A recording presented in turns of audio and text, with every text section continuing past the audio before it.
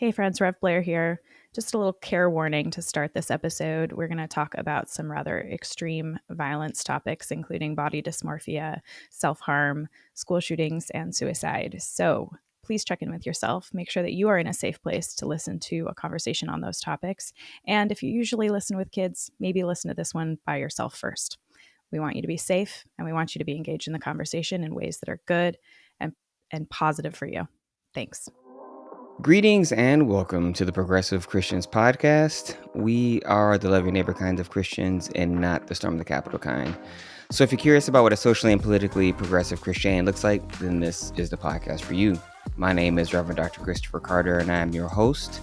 I'm a professor of theology at Methodist Theological School in Ohio, and I'm the lead pastor of the Loft Faith community at Westwood United Methodist Church in Los Angeles, California.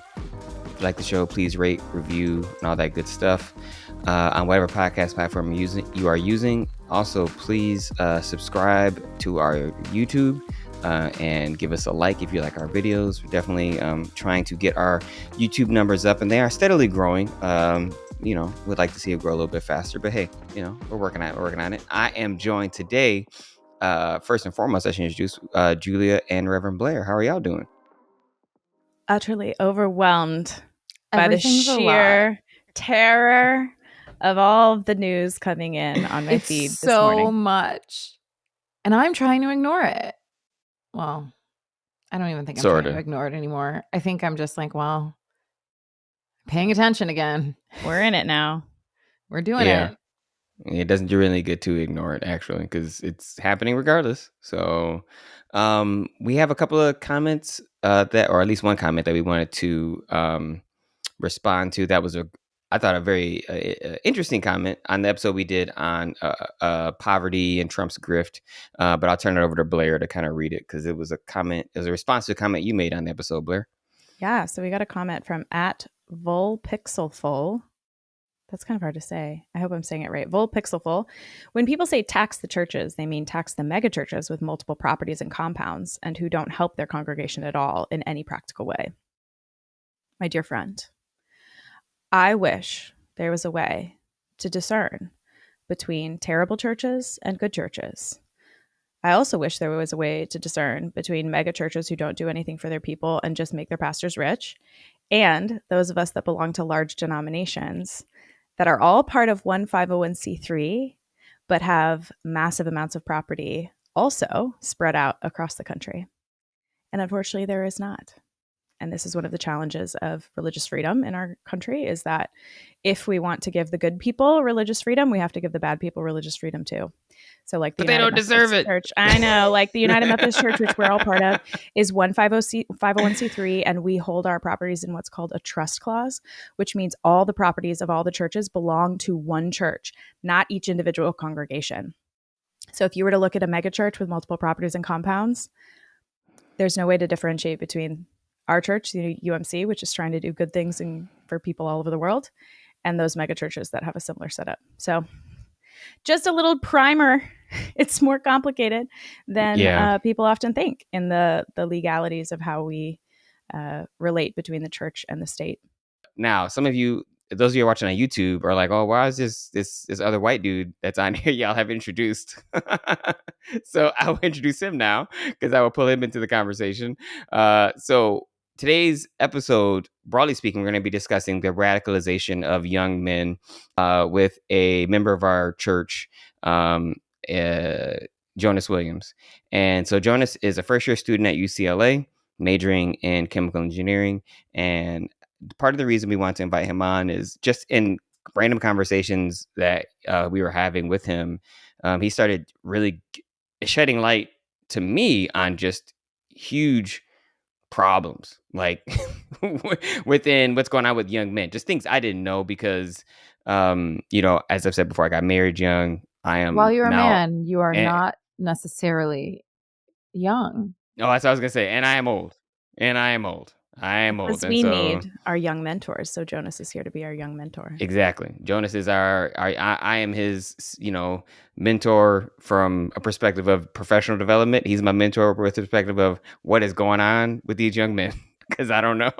Yeah, so I'm Jonas. I'm currently a college student, and I'm going to be talking about some of the problems that men in my generation are facing. And just to preface, if you're over 30, like a lot of these topics I'm going to be talking about are going to seem like foreign and like really absurd. Yep. And so I hope in this discussion that I'm able to offer just a like glimpse into understanding some of the harmful ways that men my age are thinking. So I started looking further into these topics because my friend and I were thinking about making a film about like kind of to characterize the growing number of men who subscribe to these ideologies. And I will say that I'm not an expert in the sense that I haven't studied these topics academically, but I've done enough research to offer a general understanding. And I've also seen these topics on display in just the culture of Gen Z men, especially on the internet. So, yeah, that's my little introduction. But again, thanks to you guys for having me on. Yeah, I mean, in some ways, you're much more of an expert than we are just by being around it and being able to explain it. Because as he was talking about the terms that you're familiar, when we were going over the rundown last, he's like, "This is stuff I want to talk about." I was like, "Well, what is it?" I'm like, "I need you to translate this to English because I don't know what any of these words mean." Because I am old. Intergenerational communication is intercultural communication. Yes. I will stand by that. Yeah, that is 100% true. 100% true. So before we hop into the conversation on the problems with men, maybe that might be the way to title this: the problems with men. So I wanted to, we at least want to spend a few minutes just briefly touching on some of the current events because we can't talk about everything. We literally, there's so much happening. We don't have time. I know Julia was like, "Are we going to talk about Iran and Israel?" And I was like, it's just because it's a lot. Everything is a lot. Everything's a lot. And especially when you live on the West Coast, you wake up and like 1,000 things have already happened and you're like, whoa. That is how it feels. That is definitely how it feels. One thing we want to talk about was the No King's March. Obviously, we know this was created to counter the military parade that Donald Trump gave himself on his birthday. That's also was the anniversary of the military. Out here in LA, the protest was huge. Wesley was actually there.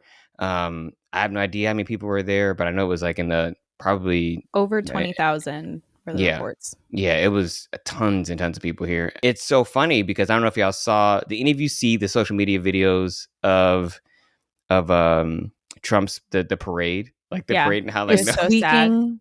The squeaking tank. The squeaking slayed me. And also like everyone's face on that day, they're all like he was so mad and you could tell. Oh God, injected into my veins. My favorite sign from the LA protests that I've seen so far is if we'd elected Kamala, we'd all be at brunch right now. Oh my gosh. Just like very LA, right? Like quintessential Los Angeles. Yeah. But I will say huge turnout across the country, even in small towns. And we've talked before on this podcast that usually what's required to overturn a dangerous regime is only 3% of the population getting activated. And I think we started to see a move towards that 3% last Saturday. So I'm excited that folks showed up and hopefully we can keep the momentum. And Black people weren't even out. Like Black people still aren't coming out.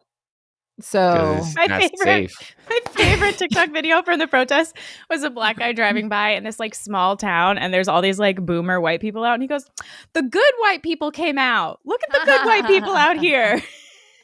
Yeah. Because it's not, I mean, I feel the same way. I'm like, it's not safe for me. I'm like, I'm good. Like, you know, I support it in other ways, but I can't be out in the streets right now because I just don't trust them, you know? The military's here. Yeah. I trust them to do what they do when the military and the police encounter Black people. And I'm like, I don't want to be a part of that. So I'm good. And that totally makes sense because this is the time for white people to step. I mean, it was time for white people to step up a long time ago.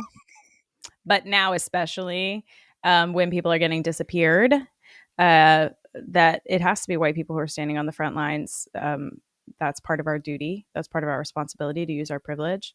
So the other thing I know we want to talk about is yesterday, New York City mayoral candidate and current New York City comptroller Brad Lander was detained by ICE. He was trying to escort an immigrant who had appeared in court, and ICE showed up to detain this immigrant named Edgardo, and Lander demanded that they show him a judicial warrant, which is his right, and they refused to show a judicial warrant. So Lander attached his body to this immigrant to try and stop these plainclothes masked men from kidnapping Edgardo, and continued to say, show me a judicial warrant. And they're like, stop resisting. He's like, I will stop resisting when you show me a judicial warrant and identify yourselves. Like, you've read him no rights. You have not provided appropriate documentation. So they slammed Brad Lander into the wall. They handcuffed him, and he said, you do not have authority to detain U.S. citizens. And he just kept saying all the legal things. They took him to ICE detention and processed him. And he was released later that day. But this happened. Alex Padilla was removed from a press conference. Like, they're kidnapping U.S. citizens, and now they're like, not to say they were never going to arrest white people, but I think that's like a marker of how serious this has gotten, that they are like detaining white people who get in the way. Now, those people are being released. So what I have to say to my fellow light melanin friends is, get in the way.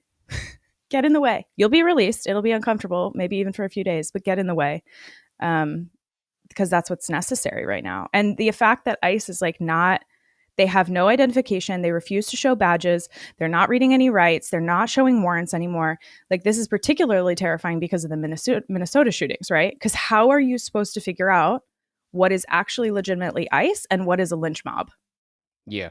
There's no way to discern. Yeah, that's what I was going to say. It ties right into the Minnesota shootings, because for those of you who don't know, I'm sure you probably do, but I just want to go over the details because I do want to honor the lives of the people who were lost and those who were injured. State Representative Melissa Hortman and her husband, Mark, were shot and killed in their home. She had served in Minnesota House of Representatives for 20 years and was the Speaker of the House chamber from 2019 to 2025. Additionally, State Senator John Hoffman and his wife, Yvette, were also shot multiple times and injured, but they survived. During the shooting, Yvette Hoffman threw herself on their adult daughter, Hope, to shield her from the bullets. After surviving the hail of bullets that wounded her parents, Hope called the local authorities, who rushed to the scene, and that's why her parents lived, even though they were actually shot first, is because they were able to get the authorities there. And the person who did this was a guy by the name of Vance Bolter, who's 57 years old. They arrested him on Saturday, and he had a hit list of 45 elected officials, all Democrats. Vance was also a evangelical Christian who at one point in time was kind of a moderate Democrat, but then shifted towards MAGA, extremism. And as we've seen, this complete upsurge of political violence, which is like, there are so many episodes we need to record, and one needs to be about political violence, right? One needs to be about Israel, just in general, because we've been gently discussing it. But this uptick in political violence is all predictable because we have a president and particularly Republicans who don't want to condemn political violence, who are just like, they're like, oh, maybe this person is radicalized Democrat, and it's Democrat, like they were saying that he's a leftist, and it's he has grievance against the left, and that's why he's doing this. Like, not taking accountability for stoking the violence encourages more violence when you don't condemn it, and this is what we're seeing. And it decreases the incentive for people to want to be involved in politics because they don't really make any money. They can't afford security to go out there and protect them. And so when somebody shows up in their house and say they're the police, now me, on the other hand, I can tell you right now, if somebody comes to my house and say I'm the police, I'm be like, hey man, I need to see badge. I'm just, because I was trained what to ask, right? In a very polite way, but I know I'm not just trustworthy. But now I think everybody's going to start being like this. And it just creates this culture of fear that is just scary. But isn't Julia? that the point? Isn't that the point? That's the point, is to stop people from wanting to engage and to scare them and to terrify them. It's a threat. It's a threat. By killing certain people, they're threatening all of us, which is why everyone's so mad at Luigi for allegedly shooting the CEO, because that terrifies the wealthy. But, people are more upset about that than this. Republicans are more upset about that than this. This they approve of. This they like Yeah. because it's Well, not no. them. If there's more murder of CEOs, then you would start seeing some condemnation of political violence or retribution, if you will, of But economic they won't make violence. it political. Yeah. But Yeah. if the thing is like the majority of these things, other than the 2 alleged attempts at Donald Trump, have been targeted towards people on the left. So you're not going to see people condemning it because they actually quite enjoy that. And again, what they don't understand, because they don't read, is this creates a culture of political violence that will ultimately impact them too. Because there's crazy people on both sides. There's crazy people. And we got so many guns in this country. So like they will suffer violence too. Like it is inevitable when you read the data. Like, as someone who reads, I'm like, this is what will happen. But we're going on a path. And this actually is a helpful way, unfortunately, to transition to the topic that we brought Jonas in to talk about, because the people committing this violence, ta-da, are men. Like it is men who are doing this, and I think it speaks to some of the challenges, some of the challenges that men have been encountering for the last probably 20 years that have just made these actions, these situations where we have this political violence more likely, more common. So Jonas, I know you kind of have something you wrote to kind of describe the main idea that we want to discuss today. So I'll go ahead and let you get into that before we kind of lay out everything else. Yeah, so I wrote a little paragraph kind of explaining what I'm going to be talking about. So, young men born from the late 1990s to now are becoming increasingly lonely, nihilistic, self hating, and feel more and more powerless. Because of these feelings, they are desperately searching for the truth or a pill to take that will soothe these feelings. So, some grab onto the manosphere. So like Nelk, Charlie Kirk, Andrew Tate, Sneeko, Trump, Joe Rogan, etc. Some identify with the incel community, and then some identify with black pill culture. These communities radicalize men, usually over the internet, into deeper and deeper states of extremism and self-hatred. And some of the men in these communities end up acting out violently towards others, which is where I believe much of modern violence and hate culture perpetrated by young men stems from. So, an example of this would be school shootings. And we can talk a little bit about that. But for now, I want to focus on um, black pill. And so I'm going to define all these terms, but um, I think I could also explain why I believe these things happened or this phenomena is kind of arising, or we could just jump straight in. Yeah, actually, I wanted to have a little bit of a moment where we kind of pause and talk about why we think some of these things happen, and then we can get into defining the terms. But I know you had kind of come up with some basic framework. I do want to pause and say again, Jonas is going to define these terms, because I remember when he was saying incel culture, I was like, what? What? I honestly thought it was like a military term. I I was know like, oh, incel, but black pill. Some of these other I, ones you threw out here, I was I like, okay, these are new.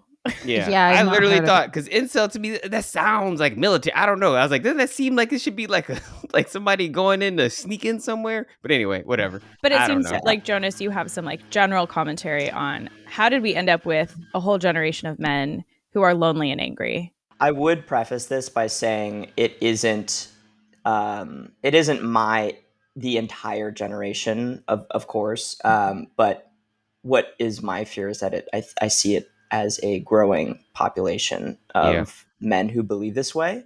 And yeah, so I personally believe this process happened because women were given more sexual freedom as well as independence. And I'm not sure if that process mainly happened during like the sexual revolution in the 60s, or if it was more like the third wave of feminism in the 2000s. But I think that like the internet really exacerbated the feelings of men of like powerlessness, um, which leads into my next point that the power to oppress was taken away from men, um, especially when it comes to the sexual freedom of women, and especially like a women's choice to choose who they want to, be in a relationship with or engage intimately with. And then I think that the internet is a huge reason this stuff started happening, because all of this stuff I'm going to be talking about today is mainly present on the internet. And then I also believe that the economic hardship that many American families faced due to the 2008 housing crisis, as well as how the American economy has changed since then, is a cause of this. So but by that I mean how the American dream has changed, and how in this phase of capitalism we're in, not to get too collegey, but I think that where we're at right now, my generation is pretty nihilistic when it comes to achievements, success, etc. It's getting harder and harder to get to the top, live comfortably. And so I think this nihilism is inadvertently affecting men and creating a lot of those hopeless feelings they have that then in turn cause them to grab onto these harmful ideologies. Yeah, I mean, I think that you've nailed some really interesting points. And there are one thing I want to say, and then I'm going to toss over to Blair. I do think that the economic, I mean, everything you said, there's parts of it is truth. And it's not one thing, it's a combination of lots of things. But I do think that the nihilism is real. And it's because it is so much harder it was harder for my parents to buy a house than it was for their parents, and it's just gotten especially harder for people to have the same level of prosperity that their parents had. And it's the first time in American history, or recent American history, where children aren't expected to be as economically successful as their parents, just because of the situation we've created. Because we've created techno feudalism is what this Greek economist named Giannis, I can't think of his last name, but it's a very Greek sounding name. Varoufakis. Yeah. That's what we're dealing with. Jonas be bringing the heat. Jonas got into UCLA. Saying he hasn't studied I this. know. Come on. I'm like, man, Jonas he was the I'm gonna shout you out. It doesn't matter because I actually care about you. Jonas was a valedictorian of his high school. That's part of the reason I could invite someone this young to be on this podcast, because I mean, the amount of work you did to prepare for it, and what you've done for research is just phenomenal. But yeah, go ahead, Blair. I know there was some stuff you wanted to share about what he said as well. Yeah, I think you're spot on, Jonas, about all three of these points. And when I started pastoral ministry over a decade ago, the thing we were talking a lot about was deaths of despair. So especially for pastors who are serving in rural places, that as rural places were hit hardest with the economic crisis, and took the longest to recover. And so we saw increases in drug use, increases in alcoholism, and increases in suicides. And so we were taught in our pastoral care classes to try and talk about this, and young men especially were ending their lives because either by overdose or intentional taking of their own lives. They basically were looking at the future and said, this isn't worth it. I can't support my family. I'll never be able to get married and have kids because I can't afford it. And just, it was decimating communities. And also, this idea of sexual freedom, the Me Too movement, suddenly you have men responding to that by saying oh, you can't even tell girls they're pretty anymore. You can't even compliment a woman in the workplace. It's that's not it. You're missing the point. But yes, the removal of privilege, or it's not even removal of privilege, the move towards equality feels like oppression. But you named it so spot on, that it's the inability to oppress is creating this system of anger and frustration. So I think it's been building for a long time. What's concerning is that it is growing more quickly with younger people. And that is terrifying to me. Absolutely. I just wanted to tie in. You mentioned the Me Too movement, and I also wanted to mention the popularization, or just online dating in general becoming more popular, because whether or not that's a cause of anything, it's a huge talking point in these communities. And I think it's because it gives women the opportunity to kind of just choose. You know, you don't have to go through many social interactions. So yeah, just wanted to throw that in. I mean, I alone could do an entire podcast on internet dating. Again, everything you said, you're really smart, Jonas. We love you. Thank you for being here. Is spot on. I think I've also thought a lot about how men's lack of access to women to be violent towards makes them more violent, generally speaking. So, like, if they had a wife back at the house that they could go beat, they would just go do that. And now that they don't, they're more aggressive than ever. I do think that there is, and so just so y'all know, before because we're about just over halfway or under probably halfway through the episode, we are going to have Jonas back probably sometime in August, before the quarter starts back up, to kind of do a part 2, because what we're going to do in this episode is go over the problems. We're going to lay out the problems, because there are some solutions. People are working on solutions, but as the host of the podcast, I feel woefully uninformed on what those solutions may be, and I like to, maybe it's my own insecurities or my own, whatever it is I got. I wanted to make sure I'm familiar with what some answers might be, what people are doing to respond to this. And I'm continuing to read about it, but it's all still so new that I don't think that we are fully sure exactly what the answers are or ways to implement them, quite yet. I have some ideas, but I'm still like trying to figure it out. Jonas, what I'd like you to do, or what I think might be helpful now, is to just explain some of these terms, that are important. Let's just start with incel, because I think this is an important term that we're describing, that we're getting to, and being like, oh, this is like, what we're doing, or what's leading to some of the challenges. Yeah. So incel it stands for someone who's involuntarily celibate. So it's a community of men who identify themselves as incapable of having any sort of romantic relationship with a woman. And usually it's due to unchangeable factors like height, attractiveness. Often it's like neurotypicality. Um, and then defining characteristics of being an incel include, but aren't limited to, um, never having kissed a woman romantically, never been in a relationship, never had sex that wasn't paid for. And I saw a statistic from the ADL. It's speculated that there's around 100,000 incels, I think, in America.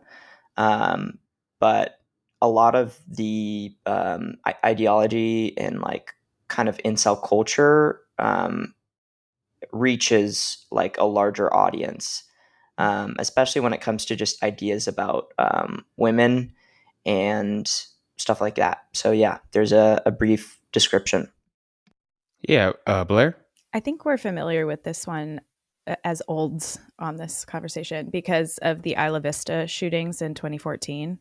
If you guys can recall I'm not going to say his name because I don't want to glorify him, but the young man manifesto who carried out that shooting in Santa Barbara. It's our side of the world. And that, I think, was sort of the first pop culture entree into the concept of incels. And so this young man considered himself part of this community, self-identified, and decided to shoot up the University of UC Santa Barbara, just out of his sheer anger to gain attention towards this incel community. And that is a phrase I think that more folks are familiar with because we have been seeing violence play out from this self-identified community for over a decade now. Do you mind if I jump in here, because the man you're referencing, and I'm not going to name him, of course, but he is considered almost a martyr within some of these communities, especially the Black pill community. So in my research, I've gone to some forums which I don't recommend because some of them are like just too much. But he is considered a martyr within these communities, and it's just sad to see. Yeah, it's terrifying.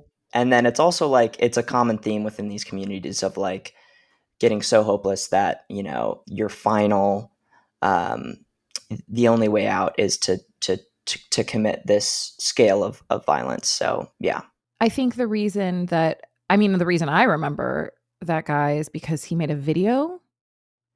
And I remember how he was so racist. But the thing that I remember the most was his entitlement towards women.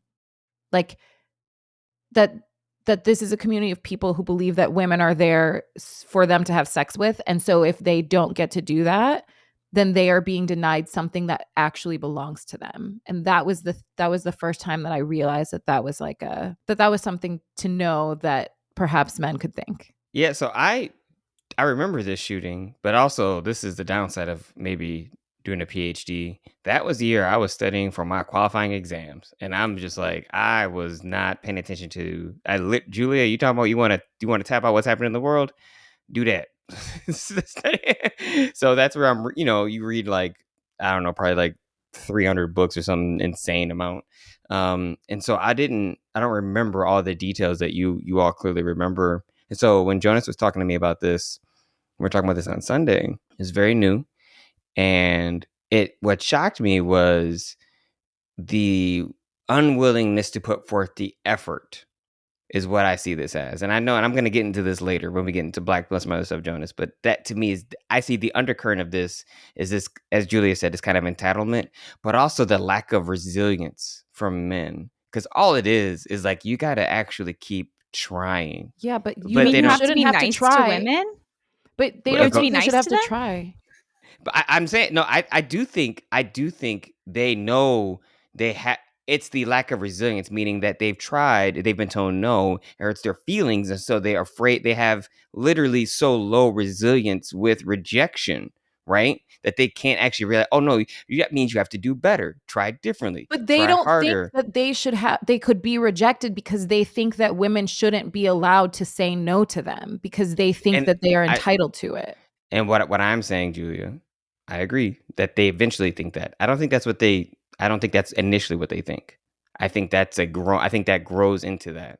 And I also think this is where I think men do a poor job of holding other men in groups, and I'll talk about this more later, accountable. Because even the stuff you're talking about with internet dating, like on apps and whatnot, the downside for that for men, and this is where I do think it's like it becomes very externalized, where it's like, okay, how do you look? How much money do you have? Like, how tall are you? How much money do you have? And so then you don't have these, what you might call, Blair, to your point about church stuff, like third spaces, where like you're not in social spaces because you're on the internet, as Jonas said, right? You don't have these, people aren't going out and actually meeting each other where you actually get a chance to know someone. It's like, oh yeah, he's not as attractive, but he's kind of funny.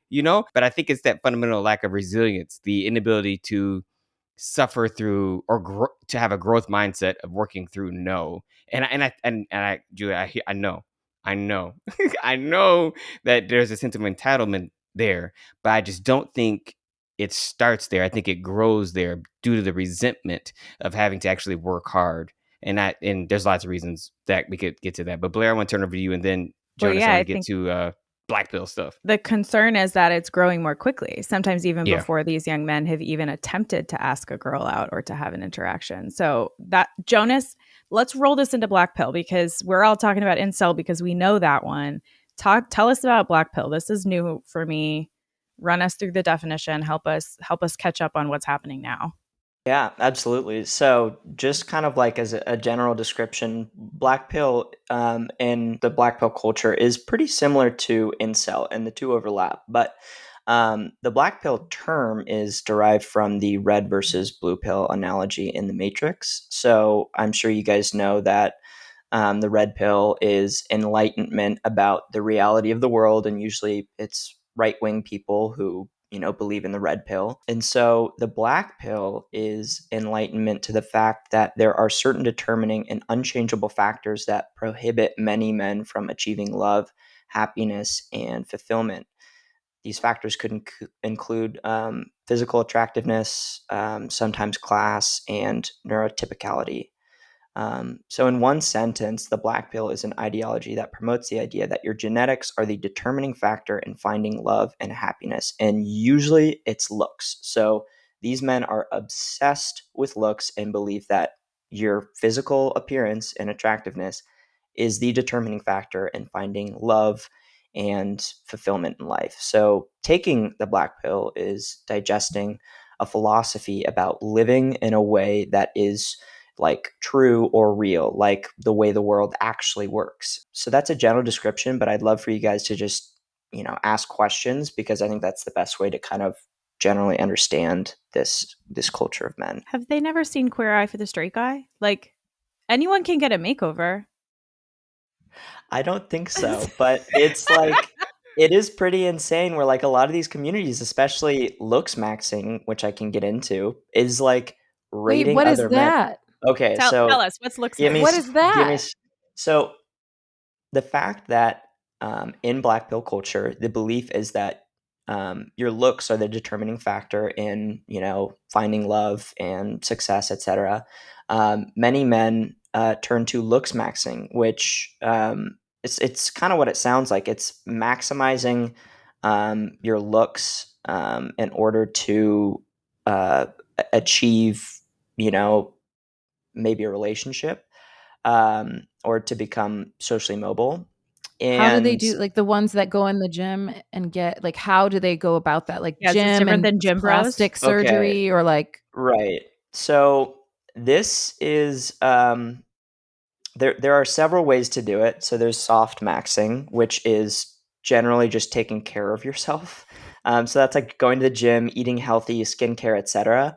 And then there's something called hard maxing, which is taking more extreme efforts. So like, bone smashing, thumb pulling, surgeries. And it's interesting because a lot of this stuff is not entirely like unseen before, because a lot of this stuff, women have been doing this for hundreds of years to cope with unrealistic body standards. But it's kind of new because men are starting to do this. So looks maxing, again, is generally just trying to maximize your looks in any way possible, to achieve attractiveness, to be desired by women. And a lot of these are like kind of uh, kind of weird ways to do it.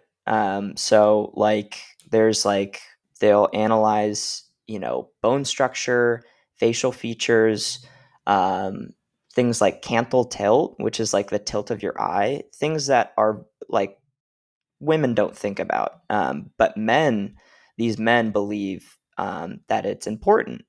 And so, because of this pseudobiology, it promotes either blatant racism in the more underground communities or subtle racism in the mainstream looks maxing communities.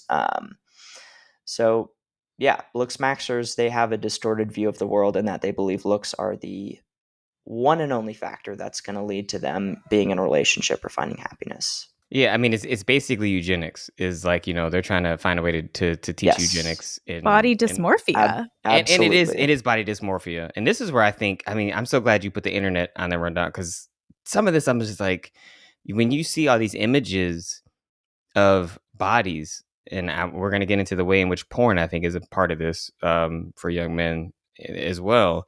I do think that seeing these bodies where people clearly, I remember watching the first time I saw 300, where it's the men fighting off the Persians, and this is when I was in my maybe late 20s, early 30s, and I was in pretty good shape, and I saw them dudes, and I'm just like, okay, they are clearly on the juice, like they are they Well, are so it was all clearly. digitized and makeup. That wasn't What real people's but bodies. but like, even if literally, I was like, but for a fleeting moment, I was like, you know what?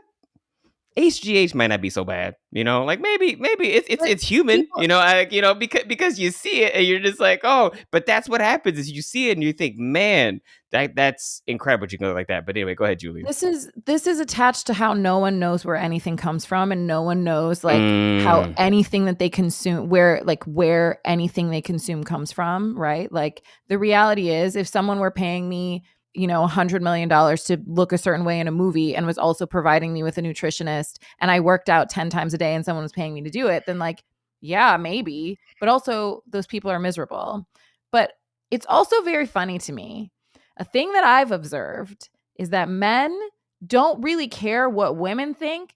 They care what other men think.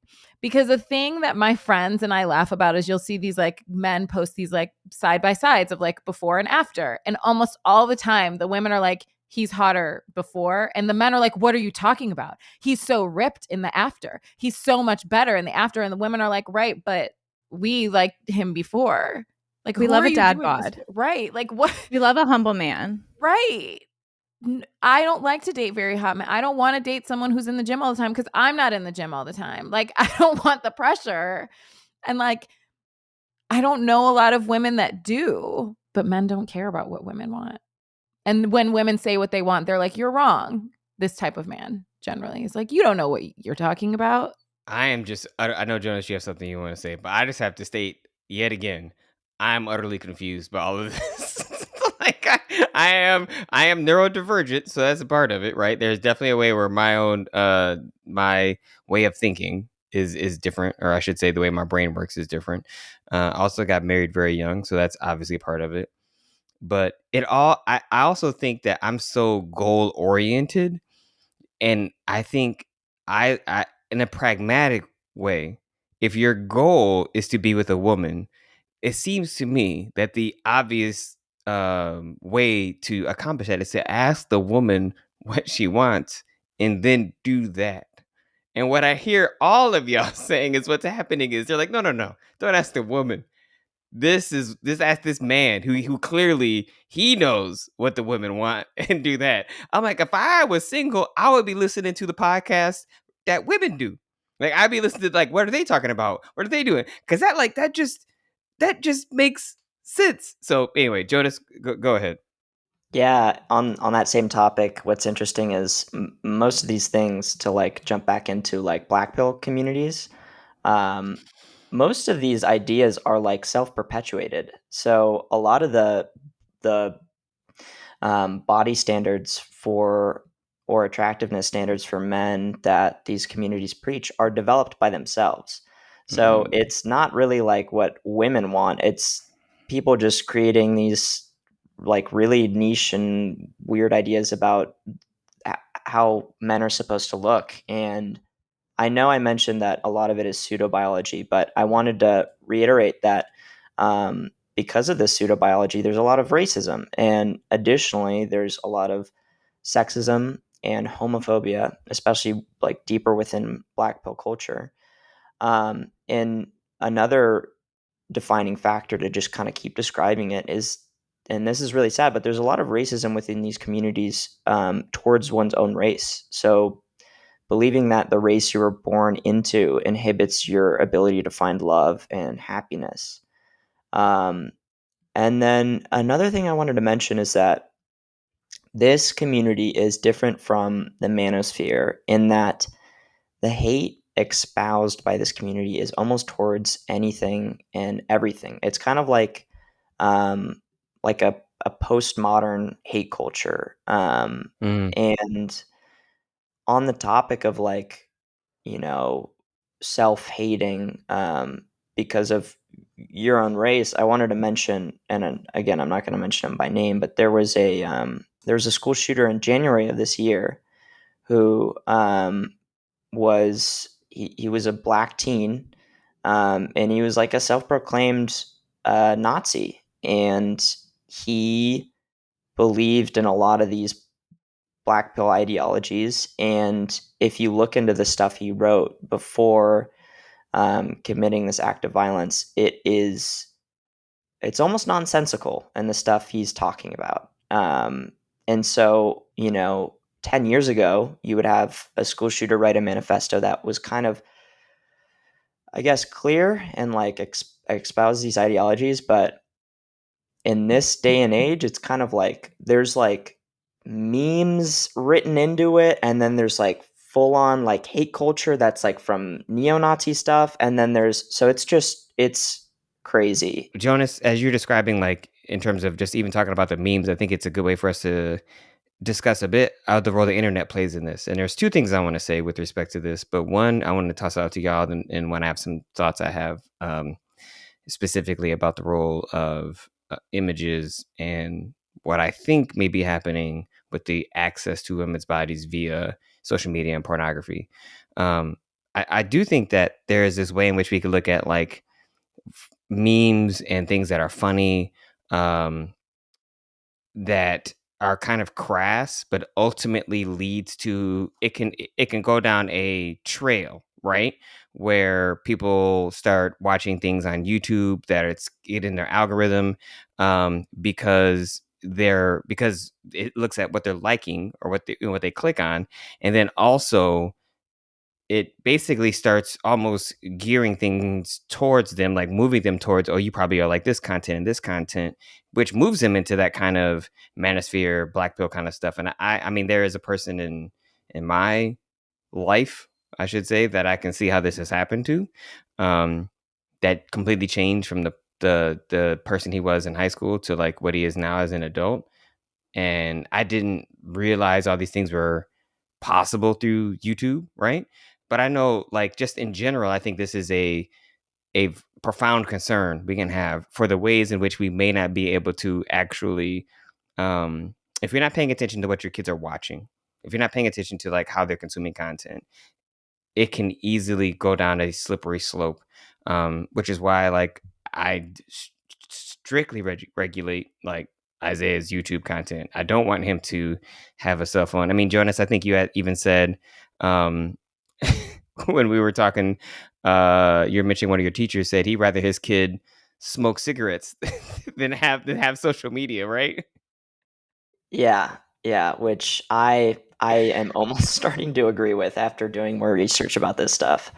Well, yeah, I wonder if you could say maybe a bit more about the memes and or anything you want to talk about mimetic devices, and then I'll share a little bit more about the social media body stuff. I'd love to. So, when you mention memes, that is very relevant to this topic because I think one of the main ways these ideas and this way of thinking is spread to young men is through memes on the internet, especially TikTok. That's where I first started seeing these things. So, when it comes to Black Pill, a lot of the memes are in the form of like edits, um, and an edit in like a brief description is like, someone will create kind of like a compilation of clips from maybe like a movie and set it to music. And so a lot of the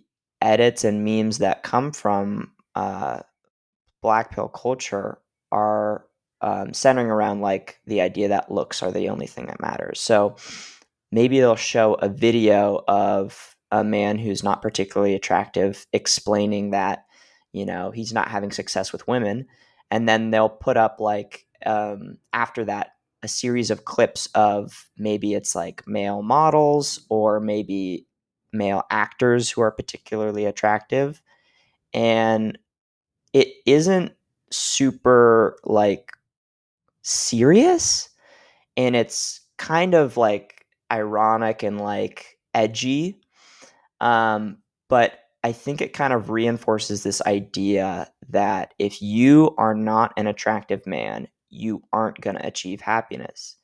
And so if you're on TikTok, and you're scrolling and you start to get these edits, these memes, these videos, it becomes easier and easier to start like actually researching these topics. And so, once you look up black pill and you're a young man who maybe hasn't had success with women, it's easy to fall down that rabbit hole. But my main point in this is that like memes and mimetic devices are so good at spreading like radical ideas. And we can talk more about like how memes are used to spread racism or like super right-wing ideologies. But I know, Dr. Carter, you mentioned YouTube, and when I was growing up, like when I was in middle school, I remember a lot of kids my age got radicalized through YouTube because of like edgy or dark humor. um, but this, I think, is different because most of it happens on TikTok, and I think it's much, much better at radicalizing kids. But yeah. Yeah, there was I wish I could think of his name, and maybe I'll find it and put it in the link to the news article I found in the show notes. But a Republican operative, a conservative operative, basically political conservative, not religious conservative, um, basically said, when the content he was creating on YouTube at the time, which was in the early 2010s, he's like, I'm aiming for the kids, because if I get them now and I can follow this path, by the time they're voting age, then we know we got them hooked. And if you look at what's happened with our young people voting, this is the pattern that has come up. Blair? Fascism has always been a young people's movement, 100%. right? Like 100 catching the youth a is young entirely men's movement important. when they're unemployed. That's exactly what is happening. Yeah, yes. and so I think you're right again, Jonas. The economics plus social shift in gender equality is creating, and then you add racism in, like it's creating a perfect storm. And I'm thinking of this is happening younger and younger, right? This is not college students who are accessing this stuff. This is 12, 13-year-old middle schoolers. And I know we talked in a previous episode about the TV show Adolescence and how that is a representation of some of this culture. And like you said, Jonas, it's coming through like images of pop culture that are implying this ideology. And then you go down the rabbit hole. And it's reminding me too of like the way that, young women in the 90s and early 2000s were just bombarded with images of women who had literally had their bodies photoshopped into being an impossible standard, like literally could not make your body into that shape, even with all of the exercise in the world. And it just is completely and totally shifting what the expectations are as you're coming into adolescence and creating your own identity. And so I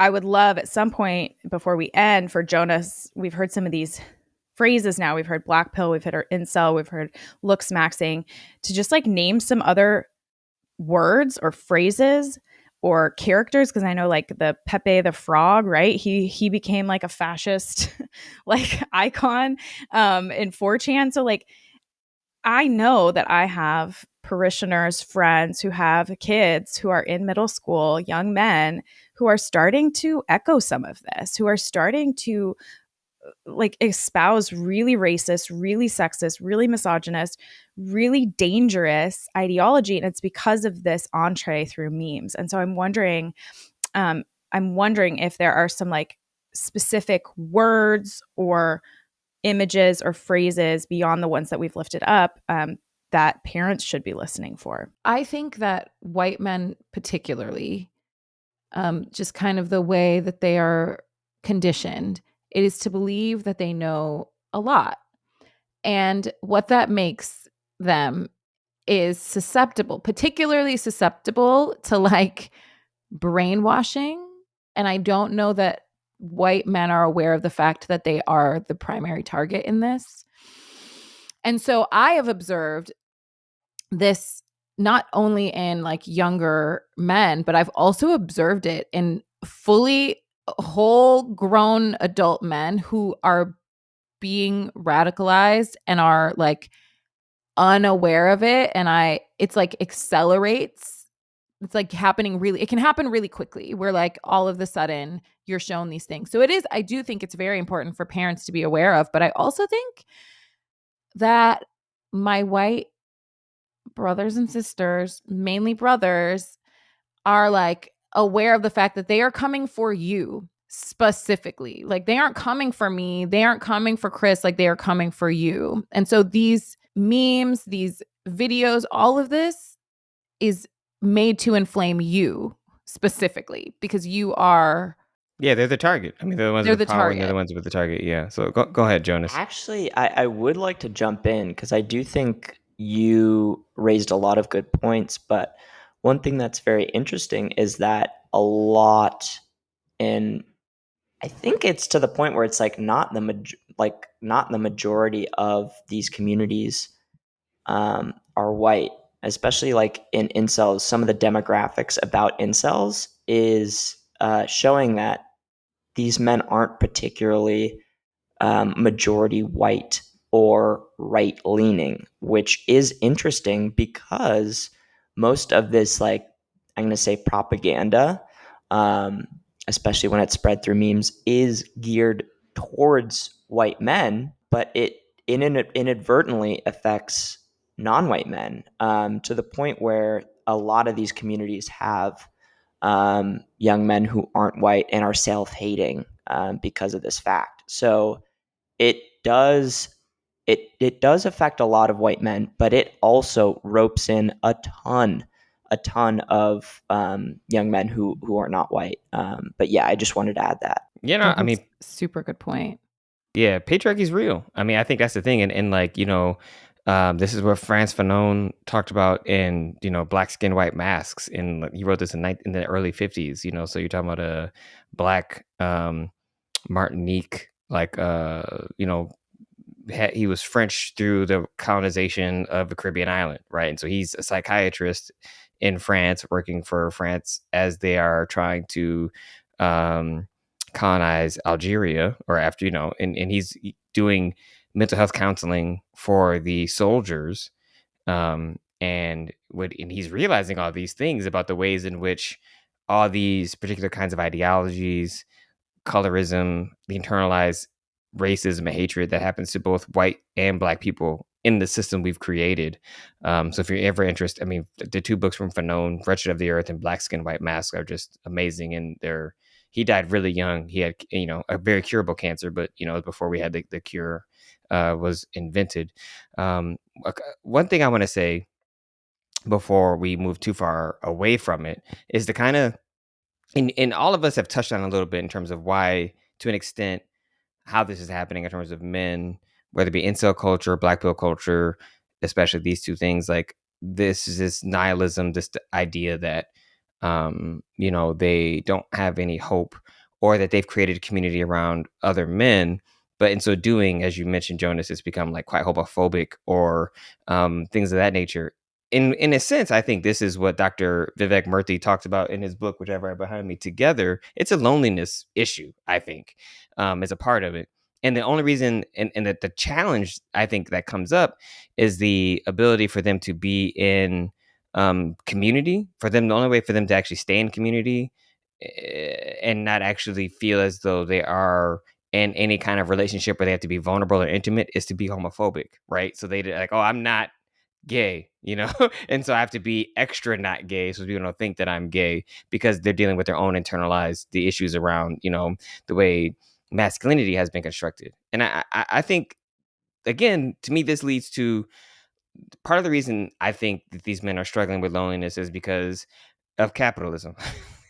And I think you have billions of dollars and people who own, like, Meta, YouTube, Discord, like all these online platforms, and they have invested so much money in trying to convince essentially trying to convince and persuade young men, so people as young or younger than Jonas, up to like in their 30s or even or probably 40s, that they can have some kind of version of like of life, some kind of reasonable life that is halfway decent on a screen with the algorithm, right? That basically, if you are on a screen, and you follow this algorithm, that your life can, broadly speaking, give you some kind of pleasure, because you're actually getting pleasure in the hate. Like, you're feeling through the things you're actually allegedly disliking. And so, like, why would you go through the difficulties of like building an actual relationship? Like, why would you go through the difficulties of exercising, of being funny, of being kind, of learning how to be in relationships with people? Why would you go through enduring the rejection of hearing people say no, or having to be told no over and over again, or failing, and figuring out how to show like some kind of perseverance to establish a normal relationship with a woman, or just to actually create friends outside of the internet? Why would you go through all that stuff when you have access to like the visual stimuli that is pornography, that is Instagram, that is all these things, where like it makes it so transactional that you don't have to develop the resiliency to develop the skills that you need to have to actually engage in relationships? Because we know, just from a neurological perspective, right, men are like 18 months to 2 years behind in executive function developing. And so they're behind women, right, who are getting out of college, they're doing their own thing, and men are still behind emotionally. And so, like, I I think it's like, that's why I want to say, and Jonas, well, so glad to have you on. You've named multiple things. I don't think there's no one thing. There's just lots of things that have converged to create the problem that we're having. And unfortunately, capitalism is exploiting the problem. And like, I know we talked about that in the beginning, but I'm like, oh my gosh, there's so much money in this, that rather than thinking about what's in the best interest of us as a species or us as a country, it's all about what's in the best interest for me, for money. So that's something I at least want to name, because for me, I see that as like this through line we need to follow. But Blair, I know you had another question you want to ask before we start moving towards wrapping up. Well, just thinking again about how young some of these people are that are falling into this. And I know we've laid out some terms, we've named some names. Some of them I've heard of, some of them I haven't. Like, I think some of the red flags folks are aware of, like, your kids listen to Charlie Kirk or Andrew Tate, Joe Rogan, like, that's not appropriate for a 13, 14-year-old kid. But Jonas, like, what are some other, like, phrases, images, things that parents especially should be aware of if they see their young man making reference to or sharing images of or watching on YouTube? Like, what should we be aware of so that we as parents, we as concerned community members can intervene when this messaging starts to make its way into our children's media? Yeah, absolutely. And I hope I'm not like fear mongering in this conversation, but the main reason I want to talk about these things is I'm seeing them become more widespread, I especially think on we should TikTok. probably be afraid, so I don't think you're fear mongering. Okay, yeah. So, uh, when it comes to warning signs, I think it's particularly hard because a lot of these ideas are spread on TikTok instead of YouTube. So back in 2010, um, you could monitor your kid's YouTube use and be like, "Oh, he's watching like edgy racist humor on YouTube. This is weird." But now it's mainly TikTok, where it's like you can't really monitor the videos your kid is watching on TikTok. You don't know if they're getting, looks maxing videos, or they're seeing, propaganda, like misinformation from the Black pill community or something like that. But generally, if your kid is talking about looks maxing, if he's using terms associated with the looks maxing community, um, I think that's generally a red flag. What are some of those? Can you just like spit So them out and we'll Google yeah, them later and be terrified? yeah. So things like canthal tilt, which is again like the direction of your eyes. Mogging. Mogging is, I think it's derived from AMOG, which is alpha male of a group.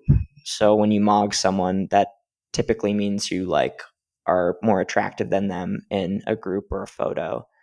And you can look these up. A lot of them are like techniques to make yourself look better, like bone smashing, which is more of a meme, but I don't think anyone actually does that. But um, uh, bone smashing, thumb pulling, rope maxing, and a lot of these words are mainly memes and it's not actually happening.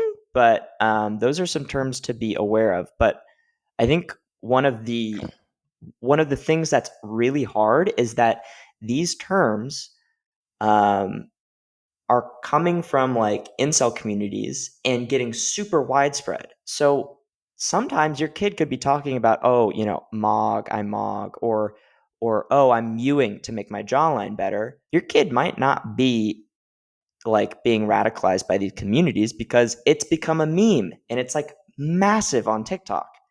I think generally I would just talk to your kid, especially if he's a boy, and ask him like, what do you watch on TikTok? What do you like?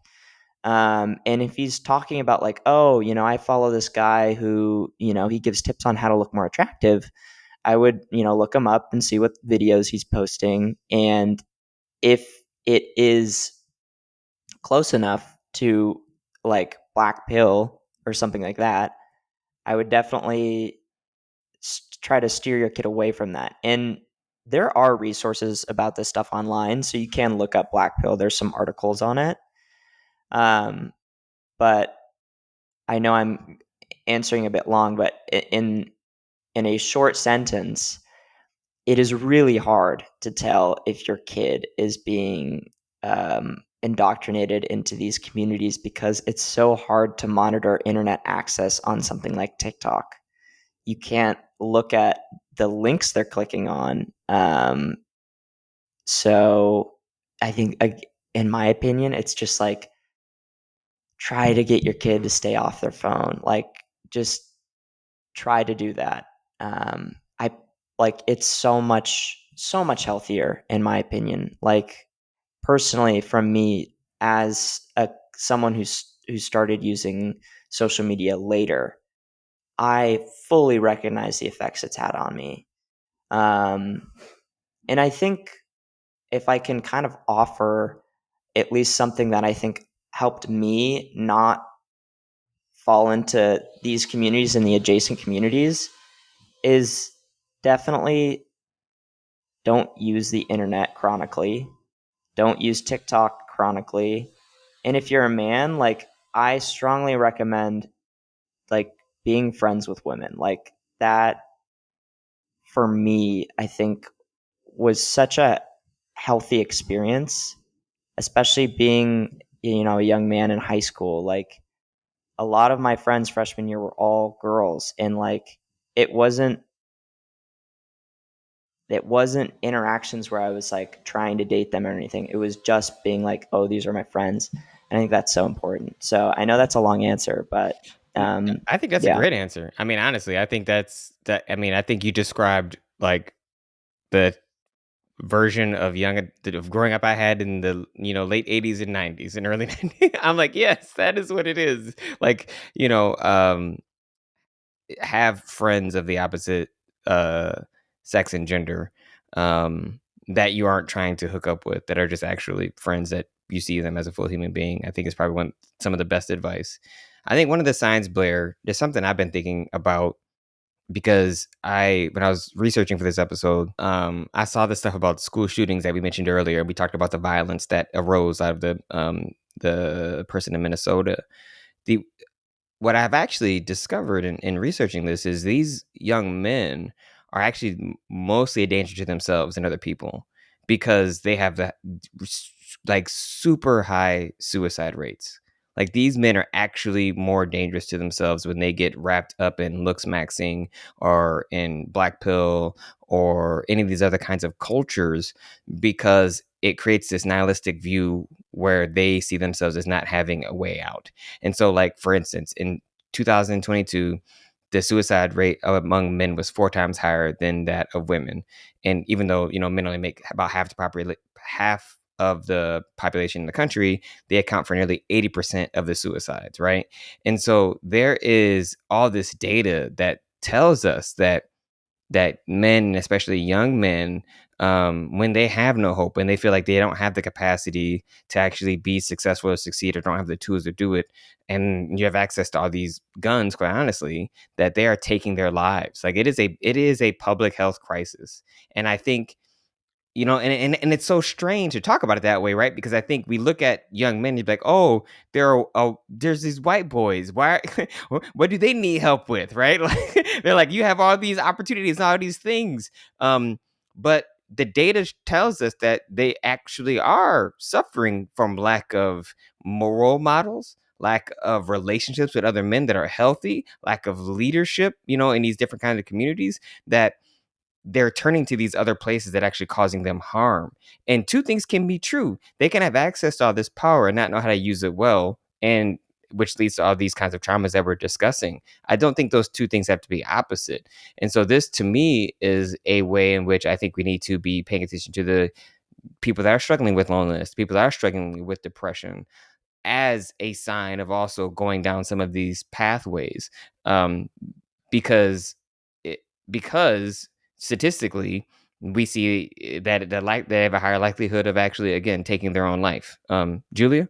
And this is the way that patriarchy harms white men. Yep, This is the 100%. way. This is Harms the us way all. that toxic masculinity, like this, I'm not even going to say that phrase.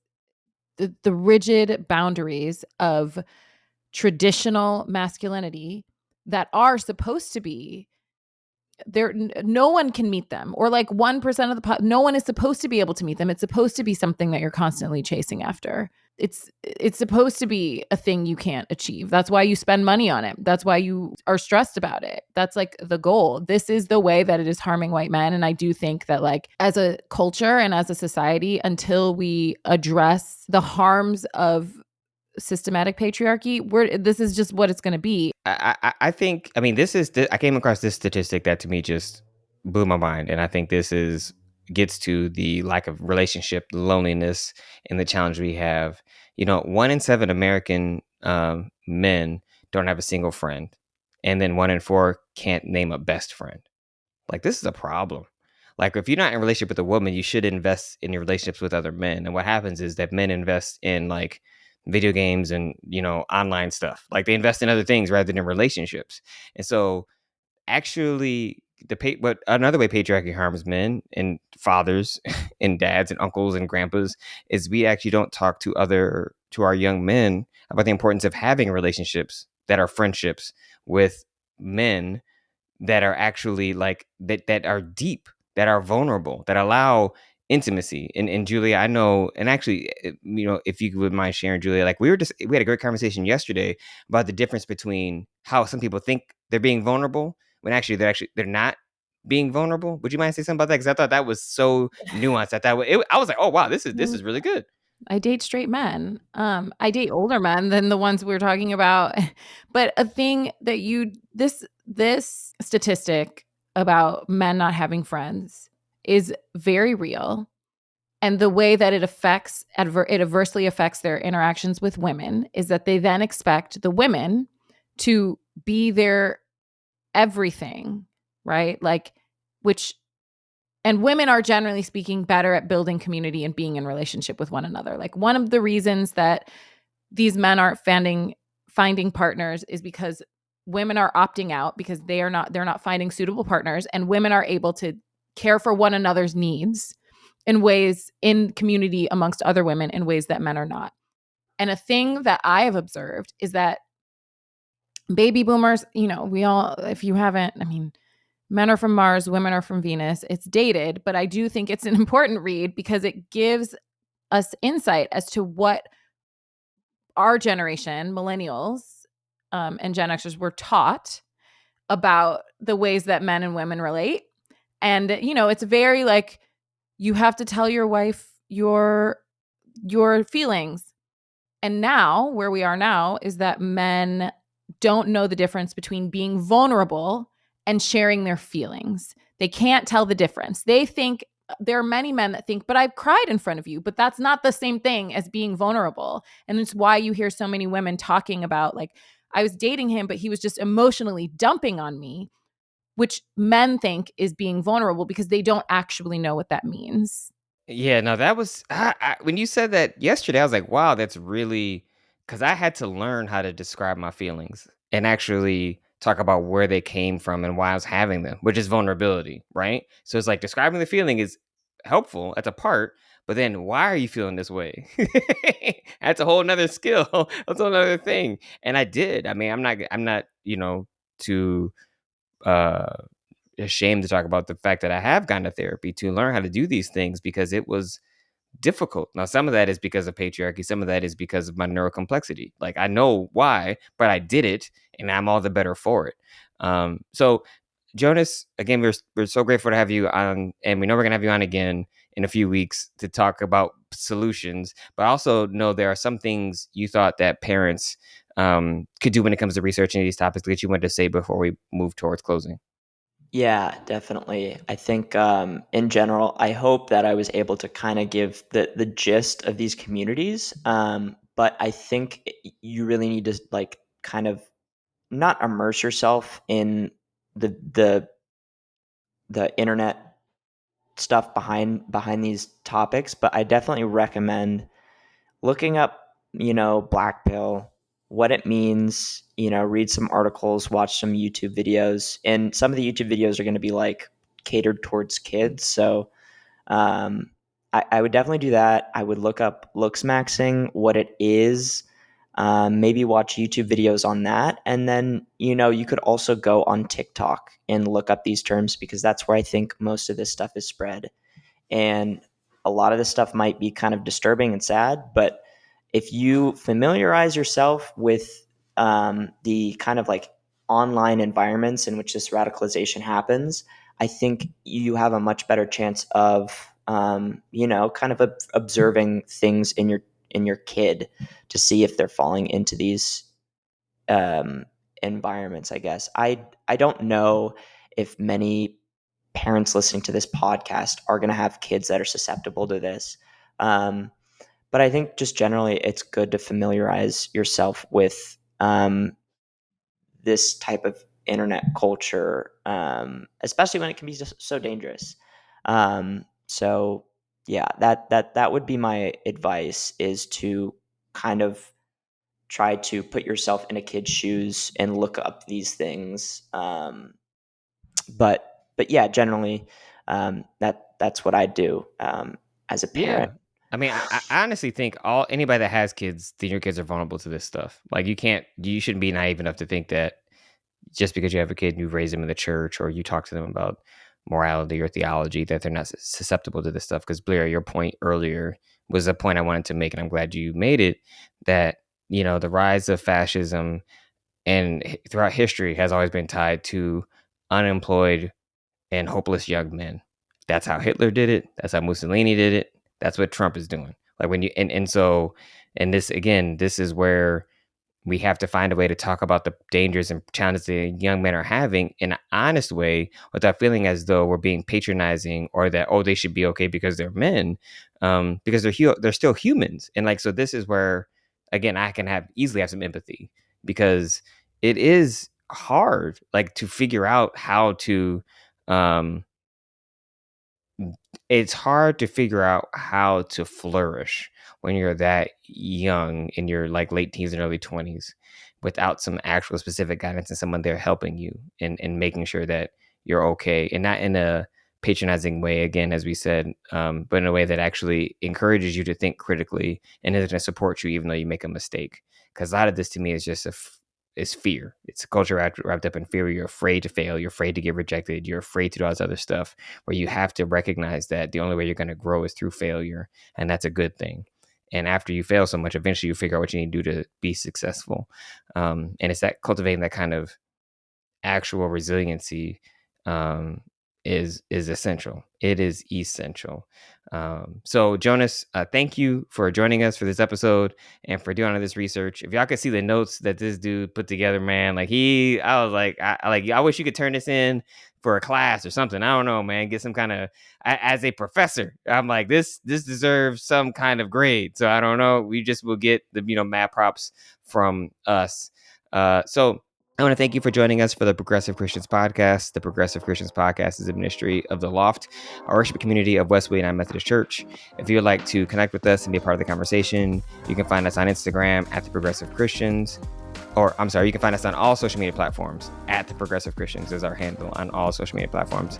We want to really encourage you to subscribe to our YouTube, to follow us on YouTube, to like our videos, to comment on the videos. Just anytime you comment, know that we're really doing our best to engage our community, and excited for that community to continue to grow. Again, if you have a question, feel free to email it to us and we will do our best to answer it on air. We are grateful and thankful for our audio engineer, AJ. And again, we want to encourage you to rate, review, and share and subscribe to us on all the platforms. And we will see y'all in a few weeks, actually. Bye. Safe travels. Bye. Bye. Bye.